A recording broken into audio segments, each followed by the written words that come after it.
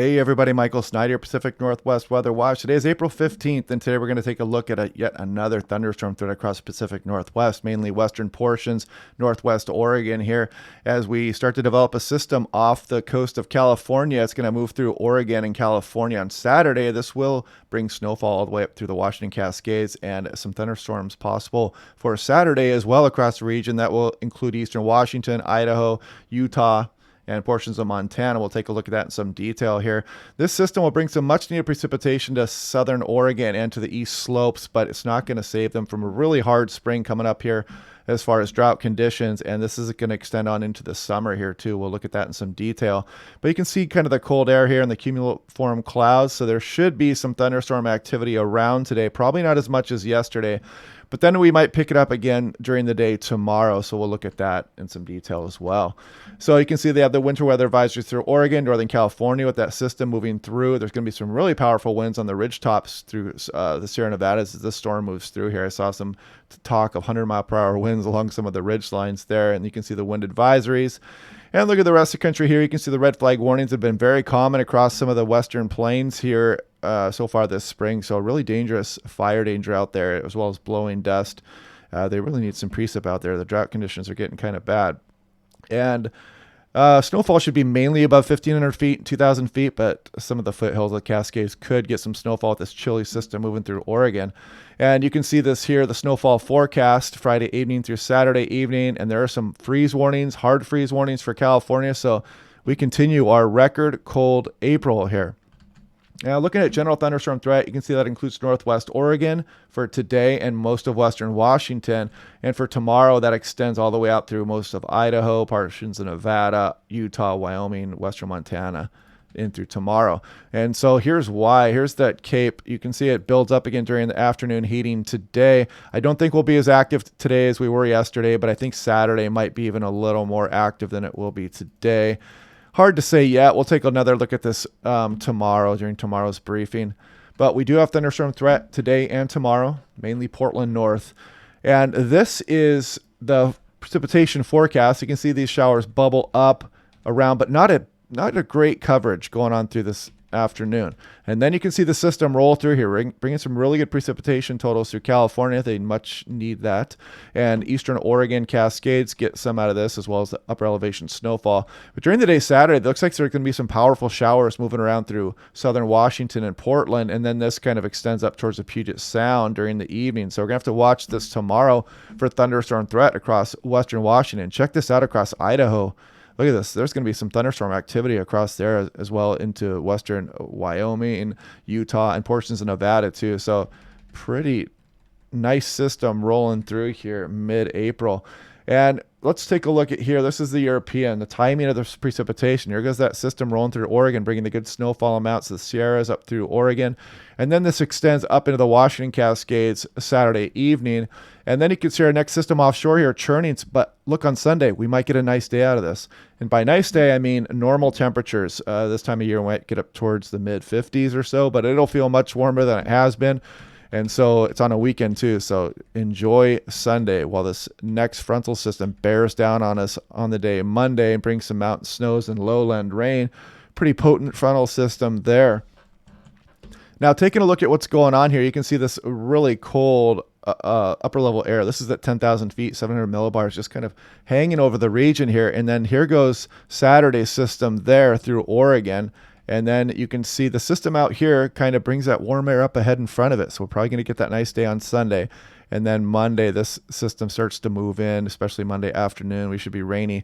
This cold air aloft is not as chilly as it is right now, but it's still going to be noticeably below average.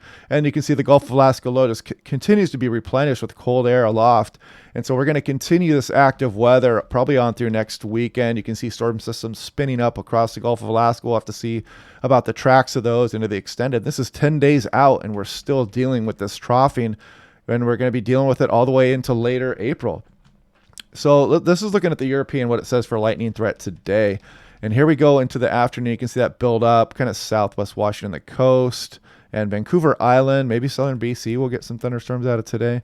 And you can see a few showers do make it in towards the Puget Sound region. So we'll have to see how that goes today. Keep your eye on the sky. It's really hard to predict where these showers are going to set up. And in a regime like this. But as we go through the day Saturday, you see the thunderstorm potential again across the region. You can see it move through Nevada and Idaho as well. But look at this. Saturday looks like it's going to be more active across the Puget Sound and maybe Portland as far as thunderstorms. And as we go into the future here a little bit more, you can see Sunday, no precipitation, probably pretty nice. And we're not going to be dealing with a thunderstorm threat on Monday. It's just a good old-fashioned frontal system coming across the region. Maybe as we get off into the future and some of this cold air gets back over us with that troughing around, but we'll save that for a future brief. Going on into today, you can see up towards 50 for Seattle, maybe low 50s Willamette Valley, but still chilly, below normal. Saturday, much of the same. It looks like even a little bit chillier for Saturday as we get a little bit more cold air aloft behind that system. And as we go on into Sunday, you can see this. We warm up on Sunday, might get a nice day out of this after all, and we could get into the mid-50s, maybe upper 50s for portions of Willamette Valley.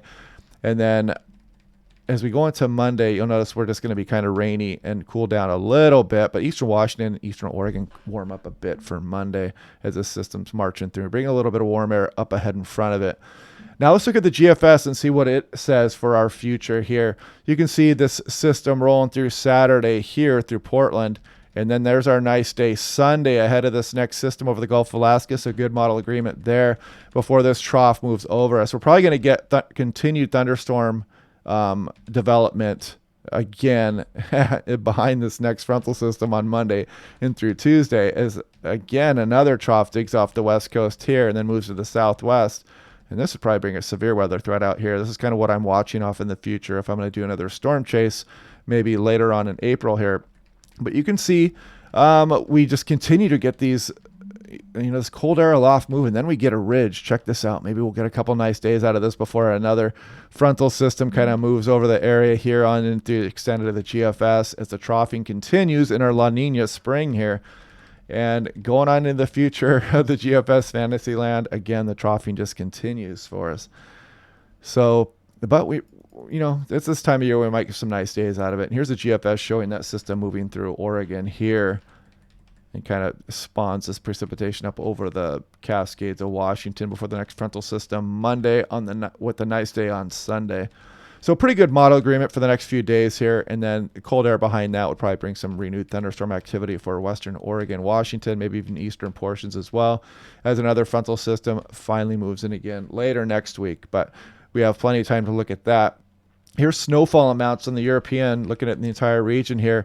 You can see that system as it tracks across Oregon, and then the onshore flow brings the snowfall to the Cascades. But check out Idaho, higher terrain, Montana. Everybody in the west needs it. Pretty good drought conditions going on. Sierra Nevada gets good snowfalls out of this.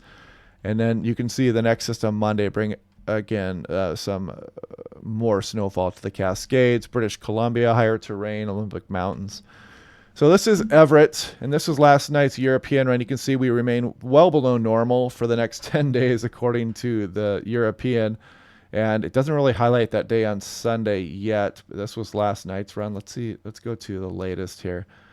And it doesn't really highlight Sunday being that warm, but we'll take what we can get. We'll see what we'll take a look at this closer tomorrow too. And you can see SeaTac well below normal for the 10-day range as far as the last night's European run. And you could see Sunday, maybe we'll get a little bit of a break here, and then we're right back into the wet pattern here as we go on in through next week. So we're going to continue active through next week with maybe a nice day on Sunday. Here's Crater Lake. They stand to gain some good snowfall from this system moving through here, then a break and probably some more snowfall after that. So take all they can get out there with those drought-stricken regions just off to the east. Now here's the drought monitor. You can see D4, exceptional drought for eastern Oregon. It is really bad there. And some of these articles highlight that failed federal water policy will shut down Klamath Basin food production for a second consecutive year. And they're talking about the farmers out there. Some of them are not even going to be able to grow crops, and they're talking about like 1/7 of their normal water supply is available. So I know some of the fields out there, they're just going to be trying to keep the dust down at this point. So they talk about less than 15% of what they need, and this is making national news. The AP is monitoring it as well, the Associated Press. Farms fish on dry California border see scant water. Native Americans want it for the salmon runs, and of course we need it for the farmers, and we just don't have it with this exceptional drought across eastern Oregon. So you know, heads up out there. You guys are, anybody out there is well aware of it. I'm just trying to bring some awareness around the region though. And yeah, you can see these showers are going to pop up again today. Probably not as active as yesterday, but Saturday it looks like it might even be a more active day than today, probably closer to what we had yesterday, in the wake of this system out here that's going to move through northern California and Oregon tomorrow. So yeah, we're going to continue to be active, but we might get a nice day Sunday, go back again wet Monday, especially in the afternoon, and then some more cold air will often move over the region. Looks like midweek for a renewed thunderstorm chance. So hope you guys are enjoying these briefs. Leave some comments below. Like and subscribe if you would. It helps the channel. It looks like we're up over 6,600 subscribers. I think we're getting close to 6,700. Once we get to 10,000, my shop that sells all the Pacific Northwest weather gear merchandise will be associated with the YouTube page. So click subscribe if you would for me, and I will talk to you guys tomorrow.